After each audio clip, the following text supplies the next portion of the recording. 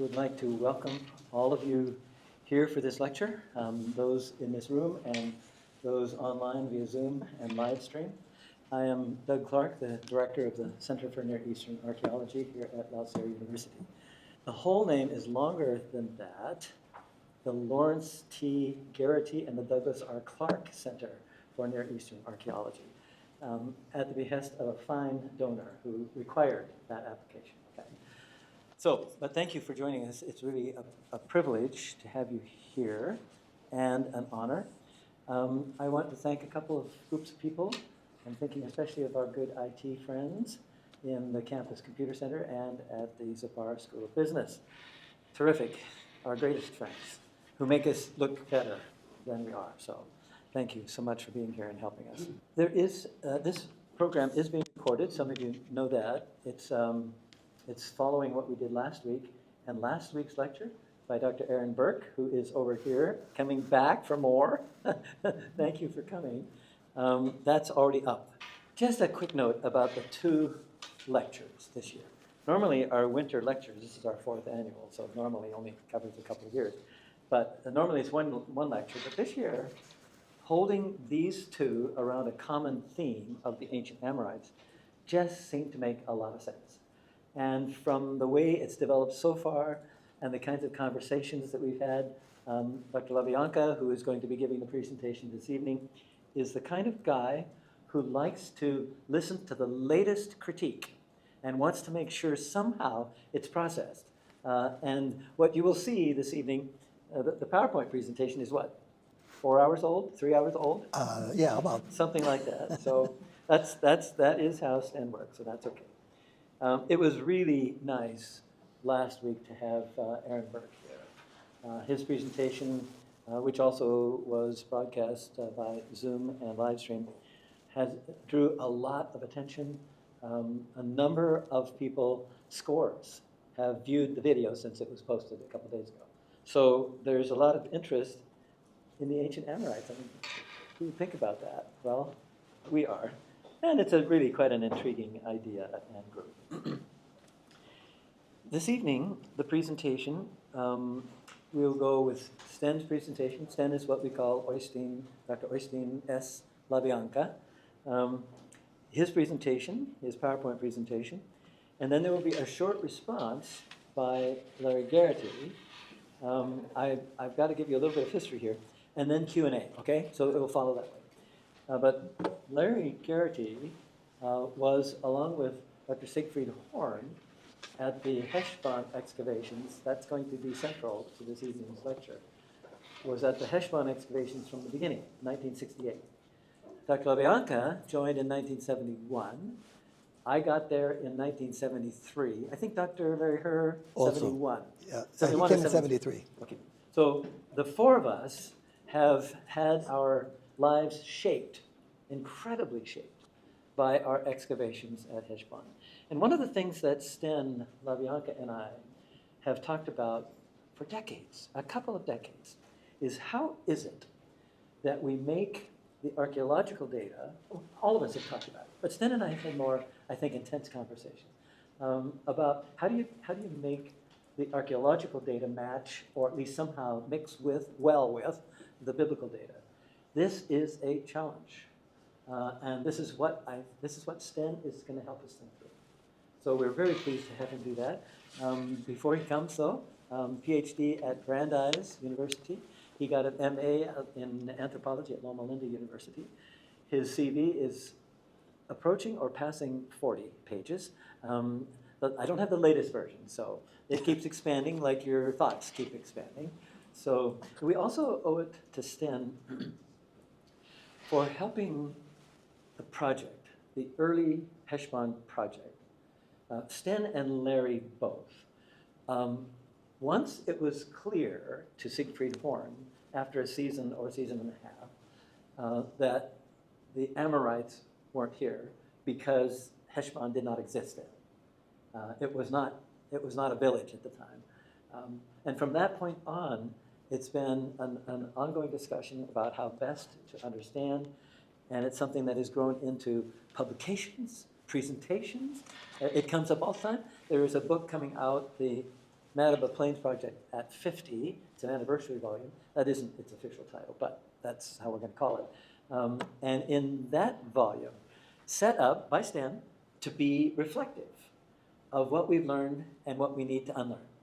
I mean, it's our memory. It's our the backstories. So Sten is so eminently qualified to do this presentation. And Sten, we welcome you. Thank you. The enduring influence of the conquest of Amorite King Sihon. Yeah, it's a great pleasure to be part of this conversation about the Amorites. You know, when you visit the village of Heshbon, where people live today, they have a different name for the hill that I'm going to speak about today. They call that hill Al-Musalla, and it means something like a place of reflection, meditation. And also the word Heshbon has that meaning in some way. It's a place to reflect, a place to look inward and try to understand where you're going. And as Doug Clark just mentioned, we've had an ongoing conversation about what was often described as a great disappointment, namely that all these people had put up funds and their time to go and look for the Heshbon of the Old Testament, the Heshbon of the Exodus. And they didn't find it, at least not archaeologically. And so some people would say that, you know, why do you continue working in this area with that being the result? And so those of us who have hung in there it has really animated our lives, and it's made for a very rich conversation and wonderful friendships as we have contemplated this issue. I will also share that my background is cultural anthropology. I'm not a text person, I'm an anthropologist. I see the world from the bottom up. I'm very interested in how people live at the local level. I'm interested in how they interact with greater structures, but my perspective is that of an anthropologist, and so that'll come out, I think, as we go into this presentation. Over 3,000 years ago, a battle over land and identity took place in Transjordan. The Amorite king Sihon refused Israelite passage, sparking a conquest etched into biblical memory. Heshbon, once a strategic Amorite stronghold, ? Later a Greco-Roman city, a medieval market town, and today a modern archaeological site, witnesses centuries of contested rule. But why does this ancient event still matter? How has the story of Sihon shaped archaeology, historical narratives, and even the modern Hashemite kingdom of Jordan? My presentation today explores the deep connections between past and present, showing how history is not just recorded, it is lived, contested, and reinterpreted. So the presentation today has these themes. First, I will make a brief reference to the wonderful presentation about the Amorites by our good colleague Aaron Burke last week. Then why the biblical story of the Amorite king Sihon matters. A bit about the Heshbon Expedition, which was organized in order in part to illuminate this biblical story. Then some things about navigating the enduring legacy of this story, why it matters and why it has made for a very complex challenge for us who worked in this site. Then community archaeology to the rescue, and finally the Sihon story, a case of mass aggrandizement. And then final takeaways. So, last week we had an excellent presentation, and I would argue by the foremost scholar on the Amorites, whose work I've been following over the years, and it's great to finally be able to be together in this way. In his presentation last week and in his publication, he has rejected the notion of a single Amorite ethnic identity and instead highlights a shared cultural and political phenomena, a koine, that spanned multiple polities. In other words, the Amorites were not just one big people under a central government. They were rather a group of people who had an identity, and that identity consisted of how their way of life and their some certain beliefs, the kind of occupations they had. These were all spelled out last week. This Amorite expansion then of these people throughout the Levant, and we showed a very nice map last week of that expansion, contributed to the formation of new political entities, including the early Babylonian kingdom of Hammurabi is one of the high points in this evolution of the Amorites. Their historical time span spans from about 2500 BC to 1600 BC, with their zenith occurring between 2000 and 1600 BC. Now, note, this is long before anything happens at Heshbon. So you can ask, why are these people still being mentioned in the Bible? Why are they there? And so let's see what happens. Because Dr. Burke points out that elements of the Amorite koine, or cultural complex, persisted into later Levantine culture, influencing the formation of Israelite, Canaanite, and other identities. And so in his lecture, he introduced us to what, I'm not sure if you're the first to use the notion of the zone of uncertainty. All right. But this is, I think, a very important concept. It is actually a geographic notion. It's an area that is kind of between the well-fertile land and the desert.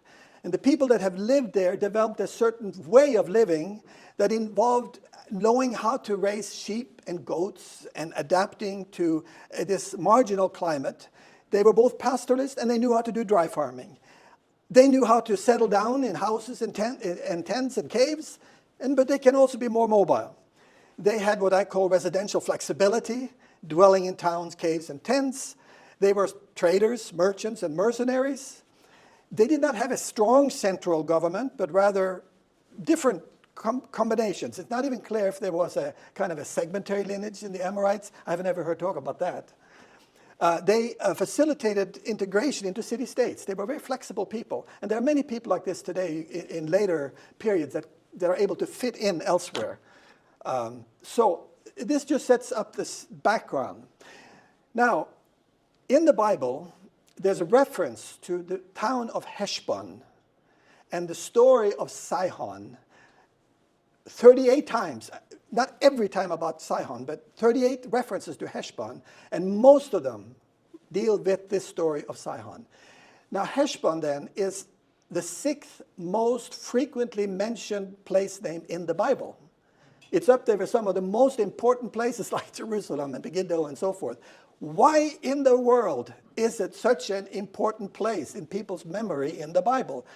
I would say that is the most important question we have to ask. And that question has animated biblical scholars and the team from Andrews University. And in fact, the reason we started to go had to do with that ongoing story. So what is the story? Well, you all know it perhaps, but Israel was forbidden from attacking Edomites and Moabites due to kinship ties. The Amorites, however, under King Sihon, had previously conquered Moabite lands. And so by defeating Sihon, Israel could claim land without violating divine prohibitions. This enabled Israelites to establish territorial claims before entering Canaan in the Transjordan. Divine sanction reinforced Israel's land inheritance, and the Sihon story is mentioned, as I said, 30 times. And here I give you the texts that support this biblical claim. This story of using the Amorites as a workaround to take land in Transjordan. Now, Heshbon is not the only place where the conquest occurs. The regional context, as found in Joshua 10 to 11, includes a number of other well-known archaeological or historical biblical places. But the one thing in common with all of them is that none of them have produced anything really compelling related to the Exodus. So the fact that we did not find much at Heshbon is not an isolated situation. It's also true for most of these other places. So why is it then that this conquest is so important in the narrative of the text, and yet it is so poorly referenced in the archaeological record? Now, and this moves us into the enduring influence. In the book River Jordan, the mythology of a dividing line, Rachel Haverlock makes these points, that the biblical narrative portrays Israelites as rightful inheritants of Amorite land. Modern Zionist narratives use similar logic to justify Israeli settlement. Erasing indigenous claims mirrors biblical framing of the Amorites. Amorites in the Bible portrayed as mere obstacles, not rightful landholders. Similar rhetoric used to challenge Palestinian historical claims. The idea that modern inhabitants are foreign echoes biblical themes. So you can see this story is not an ancient story. It is a story that's alive and well. And that you can imagine a team coming from the United States wanting to excavate, looking for that old story, was a problem. And look at the title of the autobiography of King Hussein. Uneasy lies the head. Why does the head of Hussein lie uneasy? Both Sihon and Hussein ruled over strategic contested lands. Heshbon for Sihon, the Hashemite kingdom of Jordan for Hussein. Both faced threats from stronger neighbors, Israelites, Arab-Israeli conflict. Both dealt with territorial legitimacy and national identity. We entered a hornet's nest when we started to work at Heshbon. We didn't perhaps know the extent of it, but it is still an issue to this day that dogs those of us who want to work in the region, particularly with an interest in the question of the settlement of the Israelites. So this brings us to the origin of the Heshbon Expedition. Heshbon, as you can see in this map on the left, is located on the north highland above the Jordan River and the northern tip of the Dead Sea. The place is known by a number of names. Today we call it Tal Hispan. It also was spelled about 20 years ago, Tal Hespan, with an E. This is the Jordanian Geographical Society that keeps changing it. In the Bible, it is Heshbon, biblical Heshbon. In Greco-Roman time, it was Espus, which is the Greco-Roman adaptation of the biblical. Islamic, Huspan, and then, as I mentioned, locally, Al-Musalla. And its history spans about 1250 BC to the present. Now, the founder of this expedition was Siegfried Horn. And he was a remarkable man. I will not take too much time to say about him, except to say this, that what animated Siegfried Horn was a moment in American archaeology, and that was probably mostly thanks to William F. Albright, who brought the notion that archaeology could really prove the historicity of the Bible. And Siegfried Horn authored a book called The Spade Confirms the Book. So that tells you his focus was definitely on archaeology as a means to prove the truth of the Bible. His background is remarkable, and Larry Geraty has wonderful presentations about the history of Siegfried Horn. He grew up, had a Jewish education because he was a Sabbath keeper as a child. So he knew the Jewish culture well. He was a very diligent man who studied while in prison or in prison camp in the Far East, and wrote and taught. But I want to just point your attention to those notes in handwriting. This is one page from how many volumes of the biography? 50 years worth. 50 years worth of biography. I mean, it's autobiography. He writes by hand beautifully. So this is a treasure. So he was a very prolific writer, producing lots of articles for denominations, for the professional societies, just a great example. And when he organized the dig, it was not just to go and dig and be Indiana Jones. It was to go and excavate and promptly publish. And that became a legacy of Siegfried Horn, after each season very thoroughly publishing the accounts. And but how did he choose to go to Heshbon? Well, that's a story in itself.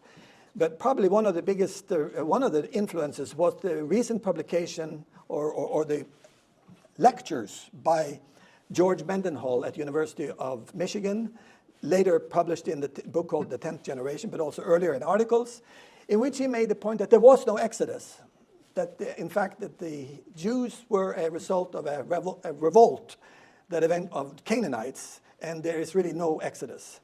This excited many colleagues and scholars, including the lineup below, many of whom Siegfried Horn consulted for advice on where to dig. And while they all gave different suggestions, they all mentioned go to Heshbon, because they were interested in this question that came from that book.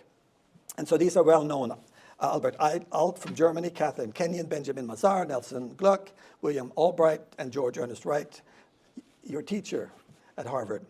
And actually, William Albright also, he wasn't a teacher of Siegfried Horn, but he advised Siegfried Horn to go to the University of Chicago, and they were well acquainted. Okay, now just a few highlights from the excavation. We do have the late, we don't have the late Bronze Age architecturally, but we may have a few sherds from a cave that was excavated about 20 years ago that could be late bronze. But really, this is a time that ideally Siegfried would have loved to have found a big fortified Heshbon. We do not have that. We simply found a few sherds that could be, but again, was this place a stronghold of an Amorite king? We'll come to that later. But we were rewarded when we came in to discover a big reservoir. Look at that reservoir. Shown down there are Larry Herr at the bottom of an 8-foot deep wall that goes down to a plastered bottom. This was a big reservoir. 8 meters, I'm sorry, 8 meters, yeah. And that's on a large scale. And of course, there was some enthusiasm because now we had something that was at least found in the Bible. The reference to in the Song of Solomon, where the psalmist writes, "Your neck is like an ivory tower, your eyes are the pools of Heshbon by the gate of Bath Rabbim," Song of Solomon 7:4. Yes, it was a great find, and it was a kind of nice thing to know that maybe we have something biblical. Of course, it should be pointed out that any site worth its salt in that region has to have reservoirs, and it didn't have a sign on it saying Solomon, but nevertheless, there we have what could have been a pool of Heshbon, and that was exciting. Later on, we kept looking for the perimeter wall of the Ammonite, Moabite settlement. I like to think we might have had something on the summit, but we really can't confirm it. Typically for the Iron Age, you would get strong perimeter walls, but it may be that Heshbon had been so, we know that the summit was largely erased and put into the big reservoir during the Greco-Roman period. And so we just don't have much from that period. We have a lot of inscriptional material, pottery, but not in the way of architecture. But when it came to the time of Christ, Greco-Roman period, we now have an exciting find in the hinterland, in the cemetery, a rolling stone tomb. We also have what probably was the remains of a palace of some kind, or a temple, I should say. There's a coin dedicated to this temple. And so, you know, that's kind of an exciting discovery from biblical times. And then we have this very well-preserved Byzantine church with mosaic floor, and that church is referenced in that both Madaba and elsewhere in mosaics. So, you know, is Heshbon being Espus, is that connected to the biblical place? Is Tal Heshbon? Well, there's those mosaic connections there that you can point to. Then we have the later periods, and Bethany Walker, who is my colleague and co-director of the project, has done a wonderful job of bringing out the remarkable history of Heshbon during the Islamic era. And that work was pioneered by our team. That is to say, we decided to keep working right through all the periods, and thus were able to really lay the foundation for what's now a well-established field of study called Islamic archaeology. And in fact, Bethany Walker edits the handbook, Oxford Handbook of Islamic Archaeology, and a Journal of Islamic Archaeology, and she brings her doctoral students to Heshbon to study Islamic archaeology. So we are very proud of that contribution by the University of Bonn and Bethany Walker. Now, navigating this enduring legacy of the Sihon story, Larry Geraty made the observation to me that in some ways, Heshbon, the story of the conquest of Amorite King Sihon at Heshbon, is to the history of the modern state of Israel what the Plymouth Rock story is to the history of the United States. It is this place where the first foothold is made. It has great significance in the minds of people. And so as we came back year after year, we came to know the local. We had working with us graduate students from the University of Jordan. We had inspectors from the Department of Antiquity. We had other international colleagues. And they all were came there wanting to learn to do good archaeology. And I will say that Siegfried Horn and Roger Boris and Larry Geraty presided over what was at that time the best in class as far as just good stratigraphic archaeology. And so it was a destination for training students. But that first group of team members, they were primarily theology students, interested in the Bible and the Old Testament. They had what I call a desired past. They wanted to find the Bible past, the original Heshbon Expedition. Why was it called the Heshbon Expedition? After all, the Jordanians don't call it, that's the Hebrew name. So that in itself was a misstep in a way when you think, why would you go referring to a place in Jordan where the king's head lies uneasy and call it the Heshbon Expedition? I mean, we were kind of right in the face with that. Nevertheless, it shows that that was what they went to look for, the Heshbon Expedition. Those graduate students, some of them are our best friends today. Zaidan Kafafi ended up being president of Yarmouk University, and the others have been teachers around. But, you know, you're finding all this other stuff. Why aren't you talking about that? There, you can talk about that. But nevertheless, they were contesting, or at least challenging. There's a picture I don't show here of a visit by George Ernest Wright, and he's talking with Larry Geraty, and two of those students are on the side. Their faces are kind of dark, but you guys are quite animated. And I can just sort of see this conversation about Heshbon. Why aren't you talking about the Islamic or the later stuff, you know?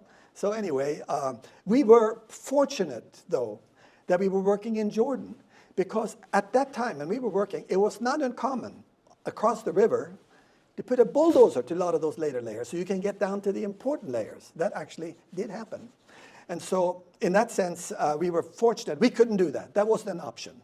And we had, as I mentioned already on our team, Roger Boris, who was fanatical about stratigraphy. That is the layered, careful going through the layers, being able to date by a pottery as it is found through the layers, and so forth. So the contested past is the past of those who wanted us to try to think bigger about a wider history. And then we had, I had an experience that made me realize there's a forbidden past. I worked with the Department of Antiquities and the Ministry of Tourism and the Ministry of Science to put up signs at Heshbon, directing people to the site. And the sign that we agreed on said, Tal Heshbon, important biblical, Greco-Roman, and Islamic site. Within a day, the biblical was struck on the sign. So forbidden to talk about that. Also, as we've worked with some of the local landowners in trying to arrange for a museum, one of those landowners, the Nabulsis, wants nothing said about the biblical past in anything that we talk when we talk about Heshbon. And anyway, finally though, despite all this fear of the biblical, those who are in charge of tourism know that if they want to bring tourists, they have to talk about biblical Jordan. So there's a booklet called Biblical Jordan. It has a nice story about Heshbon in it. But it does say that according to Geraty and LaBianca, there was nothing found from the biblical period. It actually says that in the book. We are cited. So there you go, 4 different pasts, contested pasts, conflicting pasts. How do you navigate that? What kind of a story do you tell when you have that kind of a situation? This is the enduring legacy I'm talking about. Should we stay after we finished 5 seasons at Heshbon? Or should we leave? Some thought we should go across to Israel, where we could really know we could dig in the biblical periods. But Larry Geraty, Larry Herr, and myself, and Doug, we decided we're going to stay. And it was the best decision. And when we decided to stay, we had already been inspired by the work of some of our wonderful colleagues, starting with, again, Siegfried Horn and Roger Boris, and Jim Sauer from Harvard University, who became the first person to really understand the later Islamic material and was just a fantastic pottery expert on our team. So we decided to stay. And in that way, we kind of were also inspired by the book by Albright, From Stone Age to Christianity. It was a big view, a kind of a global perspective, a long history. We committed to the long term and to studying the region as a whole, to become, as it were, the kings of the Ammonite hills in terms of archaeology. And out of that emerged what comes to be known as the Madaba Plains Project, which then ended up mounting digs at adjacent sites of Tel Omeri up north, which is where La Sierra has made a fantastic contribution, and the museum here is a testimony to that, as well as Tel Jalul, which has been dug by a team from Andrews. And down below here is a lineup of all the books that have been published so far. So Siegfried Horn's influence is there in a long string of books, probably only being read by about 200 graduate students around the world, but nevertheless, we have done our duty. So these are the preliminary reports. Oh yes, and these are the Heshbon first final reports and the Madaba Plains. And as you can see, this is Tel Omeri up here, Heshbon, and Tel Jalul. And with those three sites, we actually span a much longer, over 5,000 years of history, really going back to the Neolithic. We have material from the Neolithic and then on down through the Bronze Age and so forth. That's mostly at Omeri, not at Heshbon. That's the Madaba Plains Project. So the new vision for the site is one in which you can kind of think of the site as a parchment on which scholars have written and erased and written and erased, and that actually happens. They're called a palimpsest. It's where you have several layers of writing. I have a picture of that right there. And in a sense, the site itself of Heshbon is a palimpsest where many different powerful empires have left various footprints, some heavier than others. And I show here these great empires that have marched through the region. So one part of the story of Heshbon, or Tel Heshbon, is that story of these footprints of empires that have unfolded through history. And I have adopted the language of an anthropologist called Robert Redfield. These are the great traditions that have shaped. So for example, why do we have a Byzantine church? It's not because of some local initiative. It's because it was inspired by Constantine and the Christian, the great tradition. But much more interesting and much better preserved at Heshbon, and very important for the final points I'm going to make, is how did people live underneath these great traditions, underneath this march of empires? And that came to light as I started to do ethnography. This is where you go and you ask people, because I became very interested in the fact that some periods we seem to have boom and a huge lot of building going on, and then people abandon the place. So how do people live underneath the empires when things are not necessarily easy to live? It's the Amorite koine in some ways. They know how to be shepherds, and they know how to be dry farmers. They can shift back and forth. They know how to find water anywhere. They know about water, local water, not building big aqueducts, but local water. They know how to live in a tent, in a house, and in a cave, and they can shift back and forth, and they can even use all three. So that goes right along with that residential flexibility. And hospitality is not about good manners. It's about learning what's going on in terms of threats and opportunities for both safety and for trade and for market and for rain and for pasture. You bring in your guests, you learn. Hospitality, it's about learning.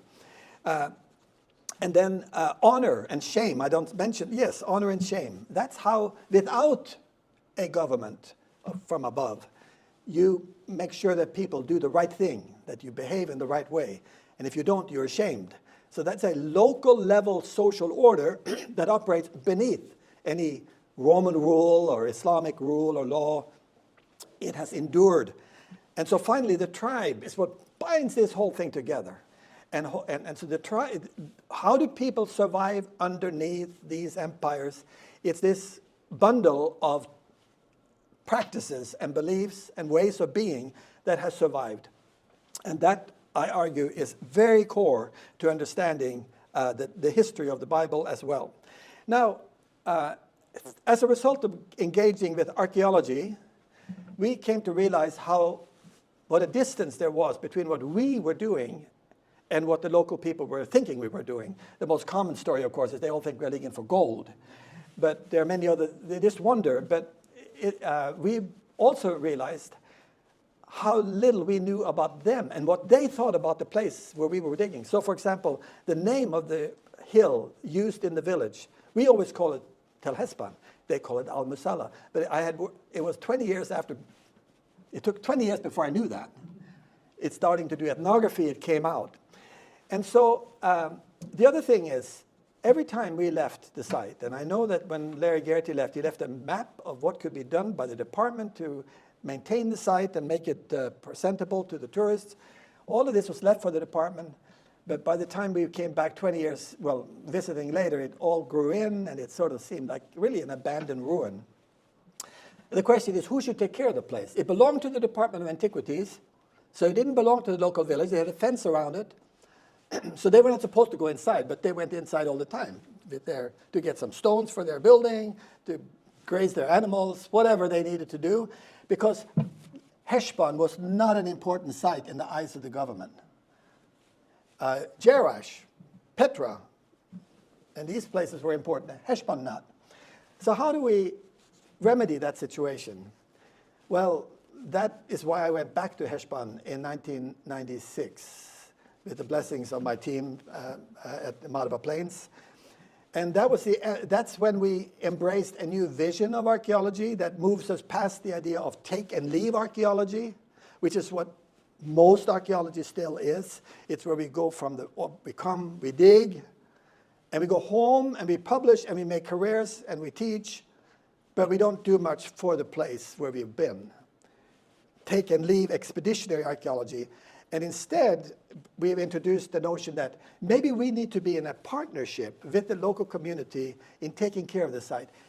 And through that embrace of the local community, I began to realize that it had great implications for the story that we tell. What story should we tell? And, well, we knew that they would like for us to restore the church. They thought that was very important, so we restored the church.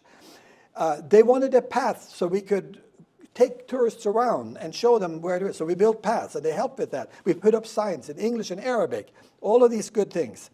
And then we celebrated great moments. That is the 30th anniversary, the 35th anniversary, the 40th anniversary. Were all celebrated with local participation. We worked with the schools. We really got engaged with the local community. But through all of that, I realized that we need a story that is bigger than just the biblical, the Islamic, or the Greco-Roman story. And so we have a commitment to develop Heshbon into a conservancy. And here I am signing with the Department of Antiquities in a partnership to tell the story of Heshbon and maintain the story with their help. And so what is that story? Well, very briefly, it is a story of Heshbon as a little node on a global canvas. I kind of think of Heshbon as an ice core. You know, the British and the Americans and many others, they are drilling these ice cores in the Arctic. And then they can read from those cores changes in the content that correlate with changes in the environment over time. And so it's one little window on a global history. All archaeological sites are such, and I see Heshbon as such. It's a story that has a global significance. So now our effort is to tell that story. So what does that story look like? Well, the traditional story is on the left. This is what we would show you if you went through the site. Originally, I'm going from the bottom up. It was traditional Amorite stronghold, then an early Iron Age village, then an Ammonite administrative center, a Roman acropolis, a Maya town, and so forth. But what does a global history story look like? Well, that would emphasize something else. Stories about how plants and animals were used and exploited through time. Stories about the evolution of the food procurement, how people got their food and their farming system. Stories of ecosystem engineers and how they changed the environment, about resilience and survival. These are stories that have global significance that we have a window on here. We need both. We can't abandon the local story, but we have an opportunity to tell a story that has great relevance for planning for a planet on the edge of catastrophe. The stories of what we can learn of human adaptation over time. So finally, Sihon, the story of Sihon, a case of massive aggrandizement. Now, this is where I come to my latest thinking this afternoon. Thank you, Doug. Thank you, Larry. Thank you, Aaron, for your input in various ways, Larry.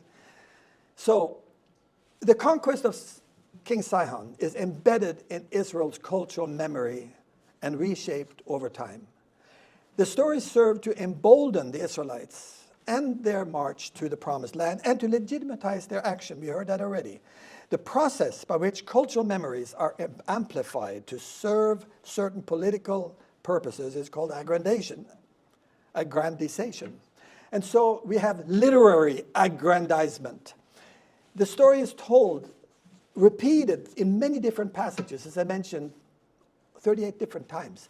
That's an amazing amount of repetition of the story.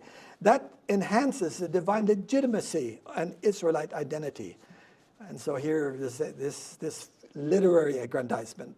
Political aggrandizement, as mentioned earlier in the book by Havelock, a workaround for conquest. Israel could not attack Edom, but Sihon, prior conquest, made it permissible to extend their land into the Transjordan area, thus justifying territorial claims, paralleling modern land disputes. Historical aggrandizement. Was Sihon's kingdom as vast as portrayed? Likely it was a much more fragmented, smaller place. I don't know what you would say about that, Aaron, but you can comment on that later. But again, the exaggeration aligns with ancient Near East conquest traditions, which tend to exaggerate what was done. And then theological aggrandizement. Sihon, as a Pharaoh-like enemy defeated by divine will, Deuteronomy 2:31, reinforces Israel's divine land inheritance narrative. And finally, I would add desired past aggrandizement. The influence that is, we came there with a notion of something really big, influenced by perhaps William Foxwell. The emphasis on digging tells itself is a symptom of this, because it assumes that that's where you will find real people. But in fact, life is lived way beyond the tell. The limits and the architectural bias, and there's a whole group of us now in our professional society, to which I belong, where we are actually challenging this whole idea of the architectural bias that has dominated archaeological thinking for the last 50 years. And so we need to, as I said, Heshbon means reflection, looking into yourself. We need to look at ourselves. What are the assumptions, the biases we have? And this is where the anthropologist comes alive, because anthropologists realize that the agency of invisible people. Let me give you a great example. If you identify as a woman, your history is largely invisible. And yet some of the most important things in human civilization, from grinding stones to food making, are women, but they're invisible in a sense. They are not known by name. Most historians and archaeologists have overlooked the invisible, the agency. That means that people who may not be known by name or be written about can have enormous impact on society, on creativity, and so forth. And so I argue that the Amorites are really a great example. And please confirm, Aaron, but my impression is that there's very little archaeology of the Amorites in the southern Levant. You took us to Syria last time to show us something somewhat impressive.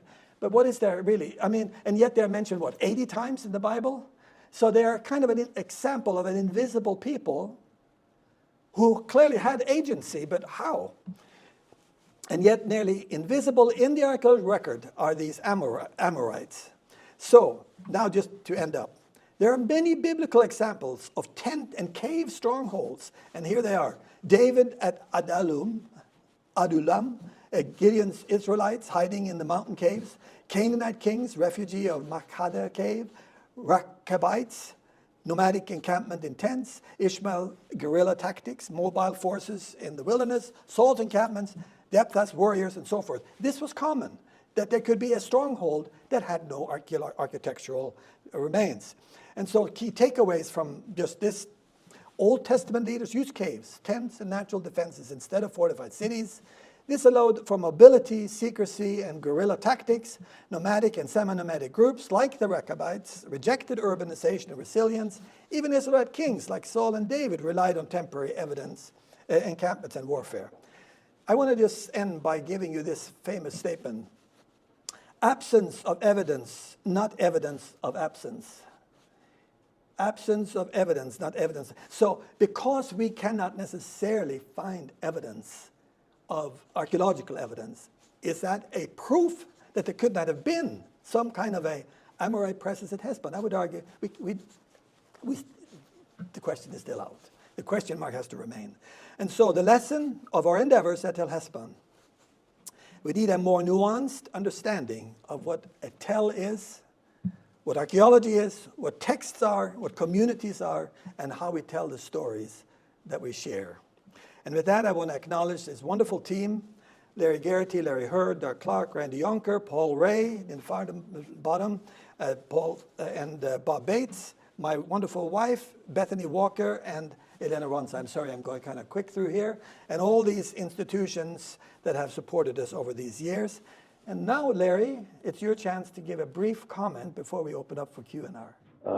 Currently, Sten LaBianca and I are working on a book called 20 Stories from Heshbon. And tonight you've heard one of those stories. It's about Sihon, the Amorite king. Now I want to give tribute to Sten LaBianca and all he's done to think about and to further this story. Those of us who worked with him know that Sten is a big picture kind of person. And he relates the work that we do to broader theories and ideas, and is in touch with the literature that comes from anthropology. So what do I say about what he's given us tonight? Certainly it's beautifully done. Thanks for all your work, Sten, putting this together. It definitely builds on Aaron Burke's lecture that we heard from last time, and I'm eager to hear what you have to say, Aaron, about Sten's take on things tonight. It demonstrates what can be said, even though we didn't find everything we were looking for. We did learn a lot, and how to relate what we learned to the story of Sihon. It demonstrates why the biblical story of Sihon matters. Even it helps us to understand the political situation that's going on right now. Because Israel was able not to take from their relatives, but from somebody who had defeated their relatives, they could take that land. That argumentation is currently going on the other side of the Jordan. And it gives me pause. So historically it's been important, and it helps us to understand politics today. So thank you very much. Those are a few comments that I've made. You know, Sten, I want to say right off the bat, you know, I've heard you speaking since I was a graduate student and started going to ASOR meetings, and I've always found your thinking so incredibly inspirational. Oh, good, drawing that's upon good. Anthropology. I don't think I fully appreciated it until I got to a place where I was rubbing shoulders with anthropologists at UCLA, where I am today, and so I always find it very illuminating. I guess one of the things I would say is, you know, we were unable to really get to the point where we talked about Cisjordan last week and talked about the archaeology of the Middle Bronze Age framed within the context of what you know, I raised in the limited time we had. I guess, you know, I would draw an extension, as I did even before in my earlier work with monumental fortifications, as indicating that the, you know, the age of the Amorites, of the Mari letters and so forth, did have an imprint, that it is present. I mean, the fascinating thing about the Southern Levant is, of course, that, you know, both Jordan and Cisjordan, is that there is this foundational phase of the Middle Bronze Age that, if we connect it culturally with Amorites, means that there is, in a sense, this kind of That's what I took legacy from your lecture. Yeah. And so then the question becomes, what do you do with a place like Heshbon that then has a limited reflection of that, when the text, of course, makes a big deal of it? And in this regard, I mean, I I wouldn't say that I feel like I have some great insights here, but there's some great literature that's come out recently that does fuse a kind of historiography of the biblical text and the archaeology and relics. And a book in particular that I like to recommend to everyone is called The Bible in Ruins. Yeah, I have it on my by desk. Piasky. Yeah. Well, I mean, he's such a very good. fantastic read, Yes. and such an erudite engagement with this question of, that biblical writers encountered ruins, as did classical writers of the past. Yes. And when they come upon these places in their sort of rudimentary efforts to frame them within their understandings of the world, they wove them into the narratives of their histories. Yeah. And that all the more maybe is why this place is remembered, Heshbon, so many times. To me, that is really, as an anthropologist, the most interesting thing. It's not the archaeological artifact, it's the biblical memory. Right, right. And that deserves an explanation. Yeah, and in Piasky's book, the one that maybe has the closest resonance with Heshbon here is he spends a whole chapter on it as a case study in Shiloh. Okay. And Shiloh has such a limited signature. Yes. Archaeologically. Yes, archaeologically for the period of the conquest and anything that would correlate with what should seem to correlate with the biblical writer's understanding of the world. And yet, there it is. But now, and while you're here, this is Heshbon, but let's take Jericho or Jerusalem. What if I were to say that this issue of aggrandization also applies to Jericho and Jerusalem? Absolutely, yeah. Well, there are many who are not happy about that. And you should look at your own feelings about that.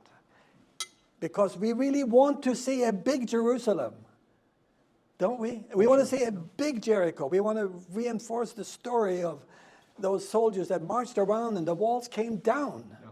And so, does that undermine people's faith? That it may be that this cultural memory is narrated in a way that serves particular purposes, but actually it may be a bit amplified beyond what was.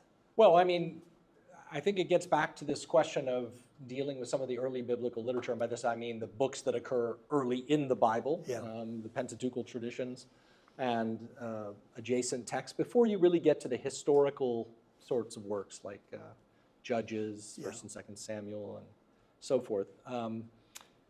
That there's such an ideological component to them, and this is a big part of Dan Piasky's work, pointing out that as we would say, or grab from the biblical text, and that is why such and such a place is called X to this day. Yes, I mean, look up how many times it occurs in those texts, and you really realize, as I often tell my students, you're getting hit over the back of the head.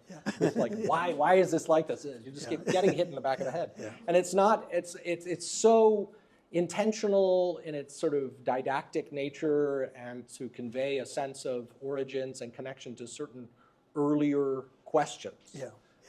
That I think if we appreciate it for that purpose, and we don't try to read it as a literal and flat history, we get ourselves out of the double bind. Yeah, exactly. Because the double bind is that you really view this text in some way as preserving a literalistic history. And even when we say we get rid of that baggage, we still sort of drag our foot and keep there's a a foot whole in there. field of study that is devoted to that. It's the reception history, right? Reception history is how we receive and interpret what we read. And what you have been witness to tonight is an evolution in reception history within Adventist team that worked at Heshbon. Or early reception was much more maybe in tune with the aggrandized view of the Old Testament. At least my view, what I've expressed tonight, I don't have a problem at all with saying that Tal Heshbon very likely is where that memory took place. But I also realize that archaeology has limits, and we have expected too much of archaeology. And I think. But don't forget that discovering what isn't there is also important. It is a discovery in and of itself. It right? isn't when we go into a room in a storeroom and find it to be empty, we now know that it is empty or missing things that were there, and then we have to figure out why it is. Why is that? Yeah, why exactly. It is. So, but there, let's not stop there, because the fact is there are these invisible people whose archaeological record we just still don't have the tools to find. We are making progress. And this raises, if you want to sort of salvage the notion of an invisible people it is interesting that this is not just a thing going on in the Iron Age in No. Judah or Israel in the southern Levant. This is going on, as I was sort of alluding to last week, in the Neo-Assyrian northern Mesopotamia, where they're exploring their relationship to earlier times. Yeah. And why why they're carrying on notions about Amorites when they should be forgotten history. Exactly. Yeah. They're trying to hook themselves in. And if we can cast an even wider net, the whole Greek and Eastern Mediterranean world does a very similar thing. And- looking at itself as descended from an age of heroes and giants. And as you know, the book Europe Without People by Wolf is all about the fact that historians have largely neglected the invisible people. Now we should open up for comment from the audience. Yeah, so the question is sort of going at the question of the sort of missing evidence for anyone called Amorite in southern Mesopotamia in particular from the late 3rd millennium, because it was emphasized that without the texts of the Ur III period mentioning the Mar II, would we even know they were there? The short answer is no, we wouldn't. But we wouldn't know Elamites were there, we wouldn't know the name of the people who were there, and we wouldn't know lots of things. And it still remains to be seen to what extent, once one gets into the details of the way things were done and practices, if we will figure out, and being able to point out in this neighborhood, as I mentioned, Sippar as an example, can we see certain characteristics of people living in those areas? Did they bury their dead a certain way? Did they clothe themselves a certain way? Will that look different than other parts of the community? Almost invariably, I would say yes. And I wouldn't say that it will prove that they're Amorite, but we should be able to see those levels of detail if we get high enough resolution work. Yeah. Whether it's, food residue or, understanding better how their clothing was assembled and things like this and the way they adorn themselves. But that level of resolution is often lacking for a long time in archaeological content. Yeah, very good. And would you like to repeat the question? Yeah. So go ahead. How can we? Was that? How much can we identify? So how much can we identify specific Amorites with the MB? Amorites with Middle Bronze Age fortification. Right. Well, that's a good question along the lines of last week we were talking about the execration text, this body of Egyptian texts that provide the names of places and then Amorite, at least linguistically Amorite names, so that we would say that these are Amorite-ruled towns in southern Levant. I don't know how many of these places end up being in the list off the top of my head for Transjordan. I can say I've never heard the team that worked at Omeri talk about the Amorites. Why haven't you talked about the Amorites? We thought that Heshbon had the monopoly. Okay, that's Heshbon it. You were has being the monopoly on courteous. Okay. Yeah, no, and here I want to mention another one that I think all of you would be very interested in is the work of Ron Hendel, my colleague up at UC Berkeley, emeritus there in Hebrew Bible, who's written and is writing even more on cultural memory with regard to the fact that in all of up and down Transjordan, all the way up to the Golan Heights, you have these, dolmens and megalithic burials, which of course, some of which go back to the Chalcolithic period. I mean, Rogin Hariri is this enormous circular Stonehenge-like complex. It's not quite that grand, but it's pretty impressive, and it's sitting there to this day from 3500 BC, and would have been walked by Israelites and Amorites before them, and you can do it today. So these are elements of the landscape that you couldn't deny. But maybe because of your lecture, we have to send the Omeri team back to school and have them revisit their material. You have a dolmen. But that won't help. There's a second question. Talking about the dolmen won't help with the The Amorites, no. maybe the giants. No. it won't. Yes, there was a second question. Second question, yeah. Well, first, I'll just let you know who asked that question. Okay. It comes from Dr. Herr. Oh, he's listening in. Oh, awesome. That's wonderful. So are there specific periods in which the story of Heshbon changed and took on new meanings? Now, the question I would ask back, are we talking about biblical history here or the grand sweep of the big history of Heshbon that we were just entertaining? I don't have a good answer to that. That is actually a text question, isn't it? I think Bethany Walker, however, could speak to that. because Heshbon during the it's the early Islamic period, was actually a university center for teaching Islamic history. And it was a very famous place. And so it had a different meaning than today. That we have yet to really follow up on. But I think for now, some of the best work on the different perspectives on Heshbon is also by my colleague at the University of Oslo, Terje Stordalen. And he has looked at the different ways in which the different writings of the Bible and the different sections of the Old Testament remember Heshbon. They don't all remember it the same way. Yeah. And I could provide that reference, actually, to you, Larry Herr. I'm going to use your microphone, though. Yeah. Just stay there. I'm just going to be close to you. Okay. Are you okay with that? Yeah, that's fine. So there are biblical accounts and biblical events that are repeated with different lessons. Yeah. I don't know, and I haven't studied all of the references to Heshbon or to Heshbon, but for instance, there's a short, almost insignificant war mentioned in Isaiah 7, a couple of years, the Syro-Ephraimitic War, which shows up there. It shows up in the 2 Kings, it shows up in Chronicles, and in Hosea. Mm-hmm. And a different lesson is learned in each of those tellings. Mm-hmm. I think we have to be a little more flexible with the text. Especially, in fact, here's a question I have. Even with the narratives that we have, most of these were pulled together centuries after. What we have in our Bible is centuries after. How much time does it take? I'm going to build on the cultural memory now. How much time does it take to build a cultural memory? Or maybe what sorts of environmental, by that I mean geopolitical issues, does it take for a story like Sihon to come into consciousness and to stay there? I mean, this is hundreds of years after. Yeah. And the development of these themes could take a number of different turns. Yeah. You know, I think it's almost impossible to give a time frame, but think of 9/11. I mean, that has become a cultural memory in America, hasn't it? Yeah.